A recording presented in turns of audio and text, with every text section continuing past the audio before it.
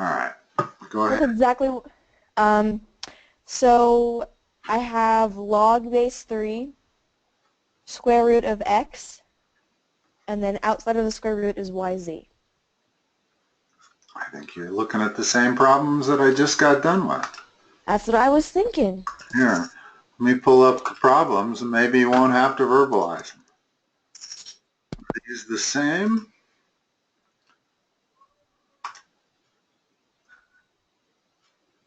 No, that's it.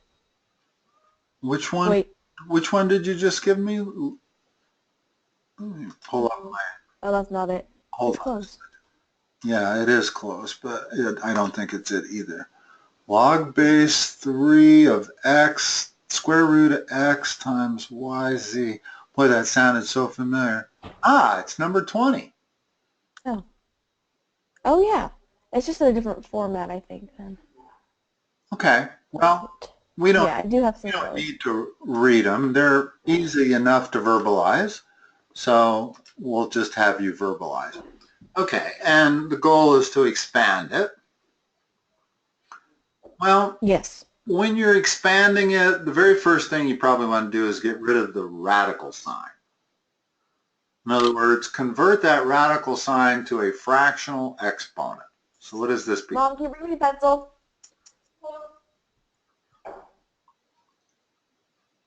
So what fractional exponent does square root of x mean? Is it just 1/2 of x? Thank you. It's x to the 1/2. X to the 1/2. So this is the same thing.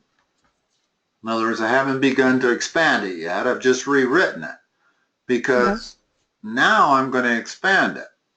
And the first thing to do is do these steps. You don't need to expand it all in one step. Okay, there's nothing wrong with taking multiple steps to expand it. So first deal with the fact that we got three things all being multiplied in the argument. In other words, there's our argument. So to separate those, what does it become? Log base 3 x to the 1/2 plus log base 3 y and plus log base 3 z. Good. Now there's one last step, and that's to move all exponents in front of their particular log function. So that becomes 1/2 log base 3 of x plus the rest of that. Okay, cool. So that's always the order you probably want to do it. In other words, if multiplication is going on, separate it into the sum of 3 logs. If division is going on, then subtract some of those logs, whatever's in the divisor in the bottom, the denominator, make that a negative in front of the log. And if exponentiation is going on, make sure you bring that exponent down in front. And then when you go the other way, where you're condensing, do it in the exact same sequence, only opposite. Mm-hmm. All right, so what else you got? Next I have log and then x squared over 4. Okay, do the first step. So it'd be log, and then it'd be, First step, I mean, don't worry about the exponent yet. We'll do that as a okay. last step. Separate it Oh, into and then it'd be log 4 plus log 4. log 4. Minus, oh yeah, that's the fraction. In other words, division is going on. Now what's the final step? Put the exponent in front of the log. Just So, this log here. Not, in other words, I wouldn't want parentheses and move the 2 down in front of the parentheses. That wouldn't be right. But I certainly want to do this step here. What's this base? 2. 10. If it is, Oh, okay, got if it it. is not written, it's 10. Okay? If it's written, it'll be on there, or it'll say ln. What's the base of ln? Isn't it E, so it's 2 point... E, just E. Okay. I mean, it's true that E is 2.718 and change, but we're going to write it like this. That's the log base E, which is referred to as ln. Okay. What else you got?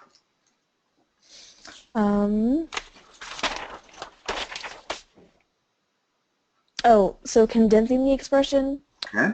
it's at log base 3, 7 minus log base 3x.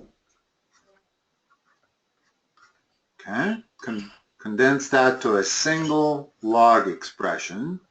And whenever you're condensing or expanding, the base has to be the same, otherwise you can't do it. In other words, if this was base 3 and this was base 4, I'm stuck. I cannot do anything. So the base, all of these problems you'll have will always have the same base when you're condensing or expanding. So what goes in the argument? So it'd be, would it be 7 over x? You got it. Okay. Cool, cool, cool. Yeah. Okay. What else? These are pretty straightforward. Once you figure out how to do it, then they can make it as complicated as they want, and you can still do it. It's just multiple steps. I would say the number one thing is don't try to do the whole thing in one step, whether you're condensing or expanding. If there's exponents involved, then probably do it in multiple steps. Okay. So then solving exponential and log equations. Okay. So I have 2 and then a 3 in parentheses to the 2x equals 5. Like this? Mm-hmm. Okay. You cannot use algebra to solve an exponential equation. 99% of the time, you're going to need to use logs. Okay? Mm-hmm. And what we're going to do is take the log of both sides. But before we do that, we have to isolate the exponential part of that, what I've circled. In other words, I don't want to take the log as long as that 2 is down there. So how do I get rid of that 2? This 2 here, the coefficient. Divide both sides by it. It's a multiplier. Okay. Okay? And if something's a multiplier, then you need to divide by it. So now we have 3 to the 2x equals 5 halves. Now we've got to solve this by taking logs. Okay? And you can use whatever base you want. I always use natural log. Just because by the time you get to calculus, that's all calculus is about is natural logs, not log base 5 or log, even common log, not so much.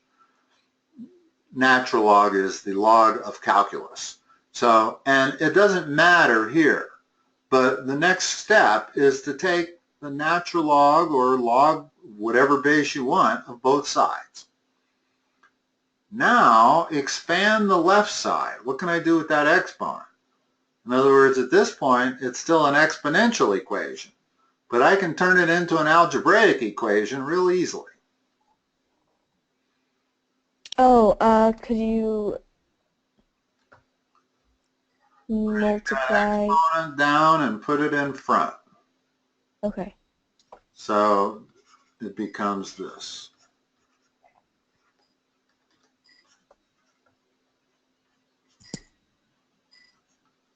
Now, I'm trying to solve for x. How do I get rid of everything that's attached to it? Would you subtract ln3 from the left side? Nothing is being added to it. Okay. Everything is multiplying it. the 2 is multiplying it, and the natural log of 3 is multiplying it. So how do I get rid of those? Could you divide again? Divide by the 2 natural log of 3. Remember that that's just a number.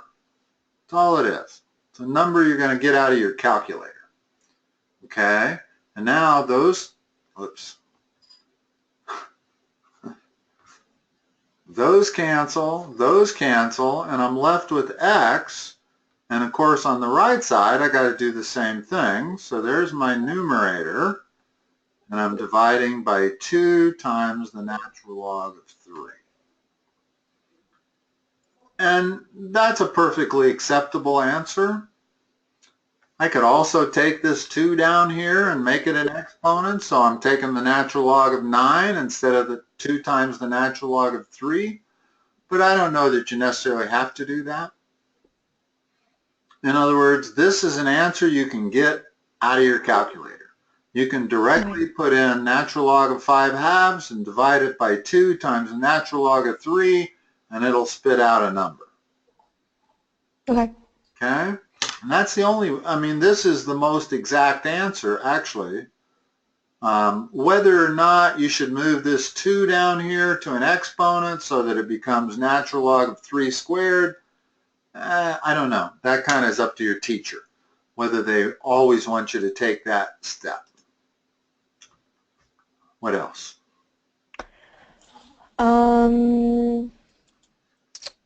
3e to the negative x minus 4 equals 9. Okay, again, we have an exponential equation, which means we're going to have to end up using logs. But before I can take the log of both sides, what do I got to do? Add 4? Well, that's for starters. That leaves this.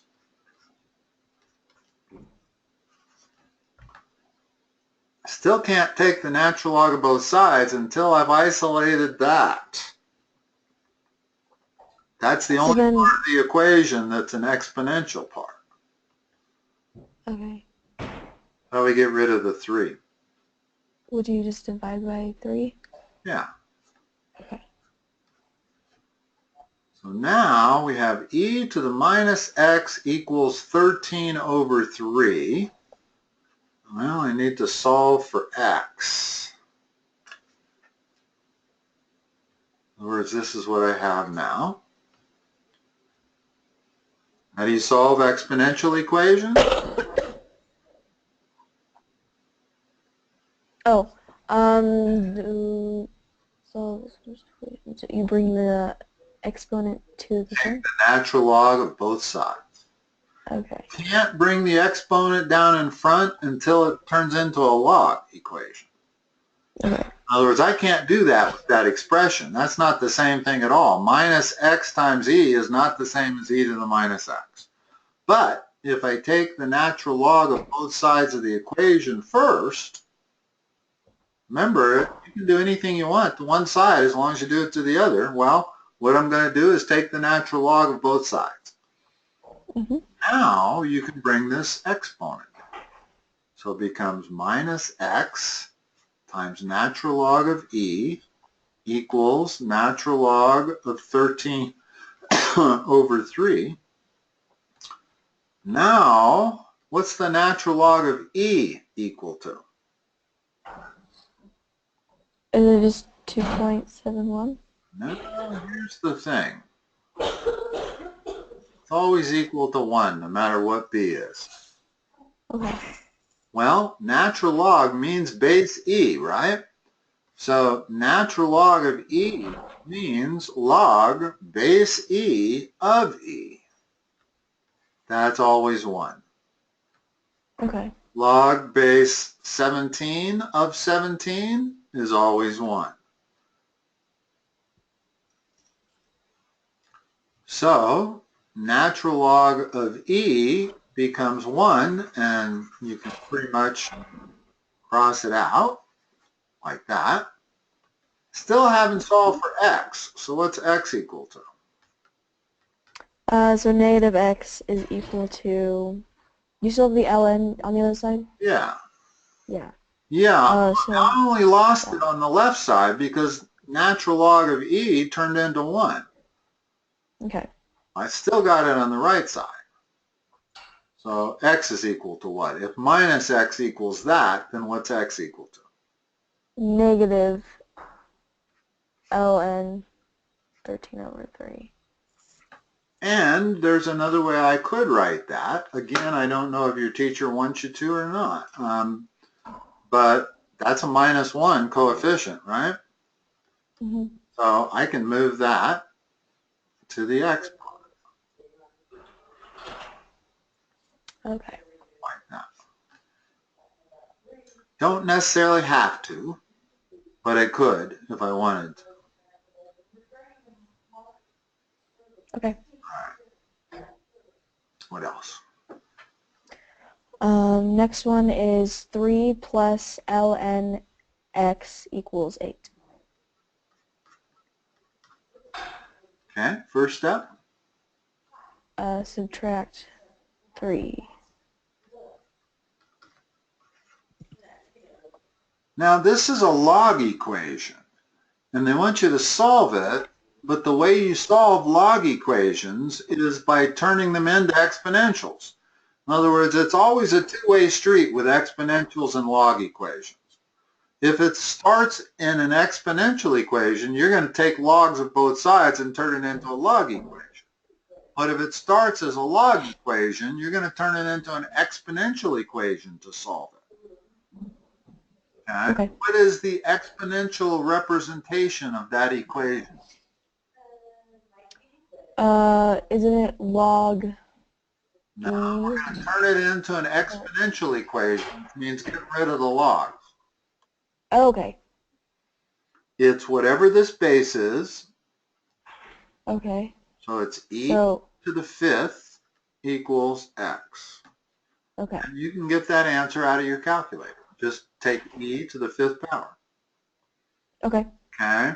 The way I think about these is if I have log base 3 of y equals x, then I think of it as long as the log is on the left side of the equation, then I say the number on the far left raised to the power of the number on the far right equals the number in the middle. So Okay. this would become 3 to the x equals y. Mm-hmm. In other words, always be able to go from log to exponential and from exponential back to log. Okay. Okay, what else? 4 to the x minus 1 equals 10. It's an exponential equation. How am I going to solve it?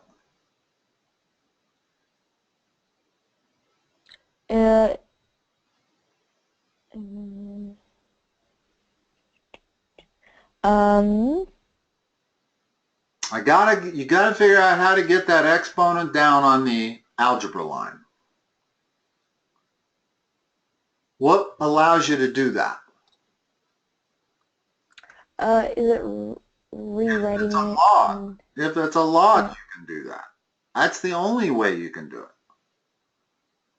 So the first step when you have an exponential equation is once you've gotten this isolated, which it is now, Okay. take the natural log of both sides. Okay. What does And that then allow you to do? solve it. Well, what's the next line? Oh, so it'd be ln. Well, always take that Or exponent and move it down. That's the next okay. line. Put it in front. So x minus 1 In times. parentheses times Mm-hmm. natural log of 4. Okay? Okay. Now, these are just numbers. So I could put that in front. It's just usually written like this so that there's no misunderstanding on it. So I still got to solve for x. So I got to get rid of this -1 and I got to get rid of this natural log of 4. What's the next line?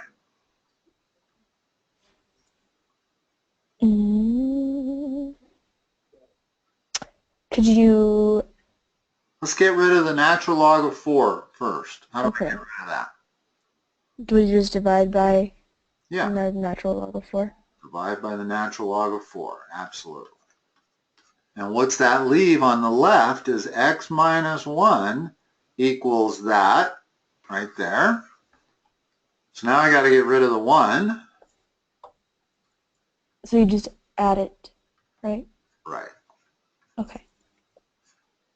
You always do the opposite of whatever it's doing. It was being subtracted, so I'm going to add it. And that's what x is. That's the way to write that answer.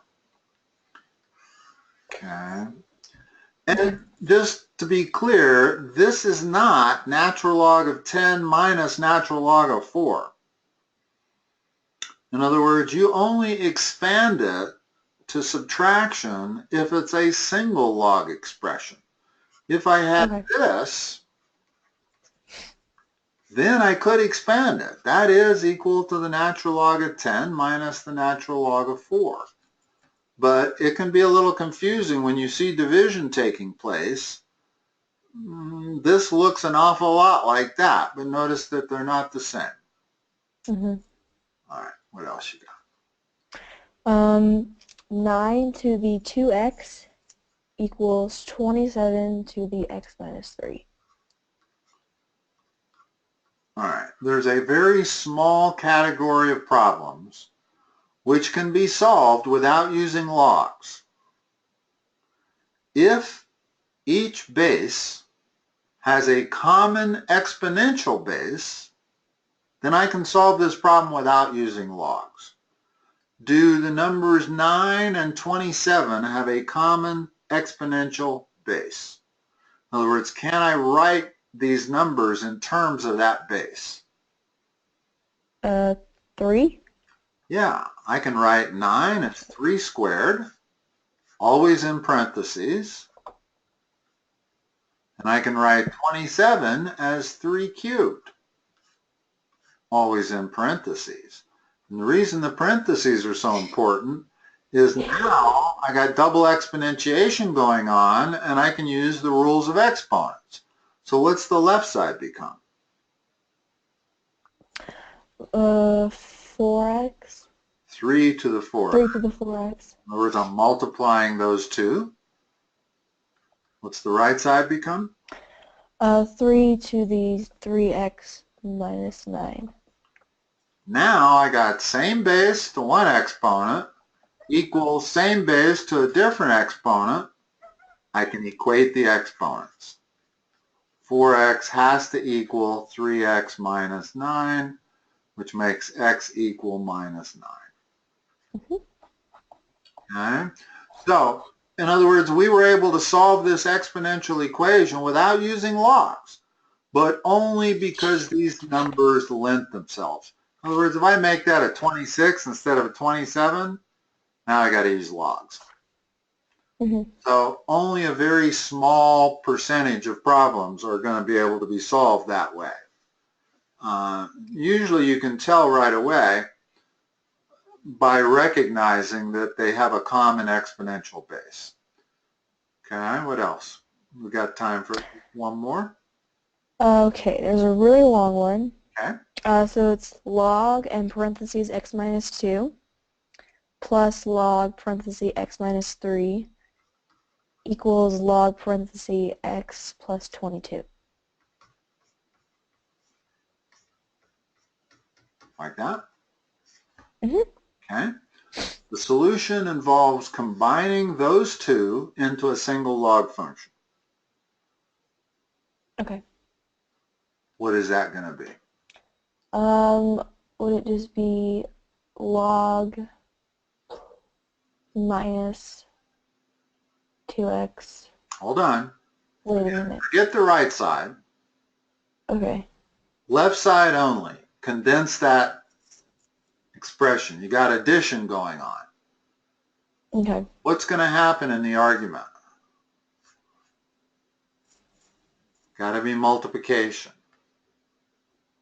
So So it would be x 2. minus 2 times x minus 3. That's the new argument. Okay.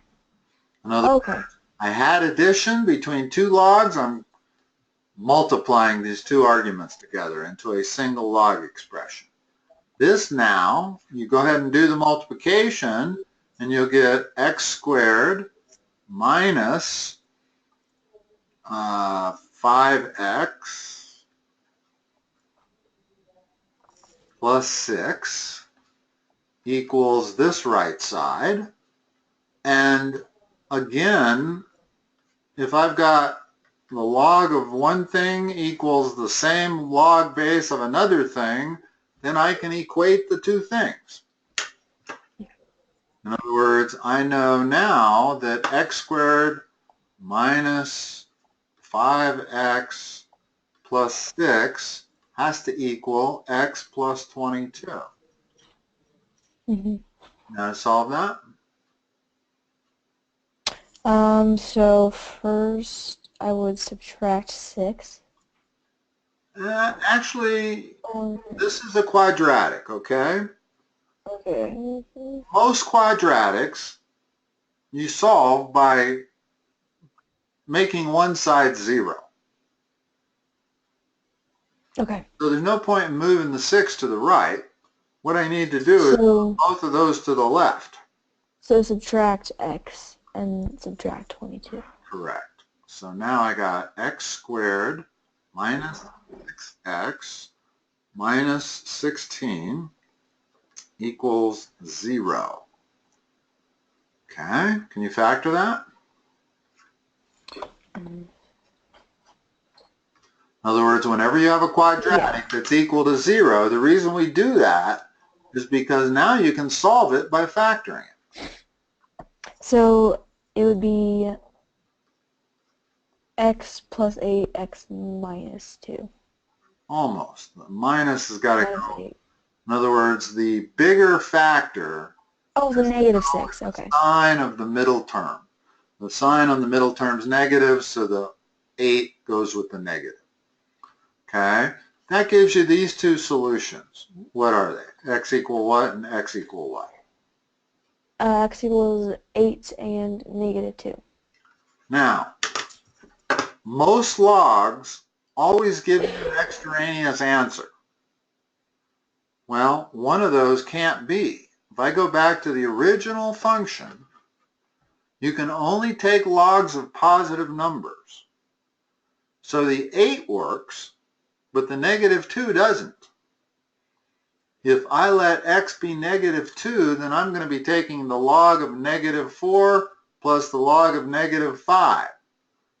Can't take logs of negatives or zeros. And notice that I only discover this when I plug it back into the original equation. I don't discover it if I plug it into that. Notice that if I plug in negative 2 here, then I got a negative times a negative, which turns positive. So the negative 2 would give me no problem at all in the circled part. But it gives me a lot of problems if I go back to the original. And like I said, when you have log equations, especially ones that are structured like this, where it turns into a quadratic, which you then have to factor, quadratic almost always gives you a positive answer and a negative answer. Well, one of those numbers is going to violate the domain. And it's not necessarily to violate both domains. If you violate just one domain, that's too many.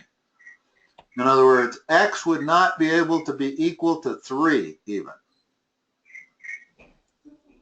If x were 3, I'd be taking the log of 0. You cannot do that. Okay. Okay? So always take your result, plug it in to see which result violates the domain, cross that off. In other words, this is not a legitimate solution. Only x equal 8. So the answer would just be x equals 8? Yes. Okay. And these are always going to come down to that quadratic, because whenever you multiply those two together, you get a quadratic. Okay, so you're always going to have to factor that quadratic to solve for x, and then test those solutions back into the original. All right, Madison, I will talk to you tomorrow night. All right, sounds good. Okay, have a good night. Bye-bye. You as well.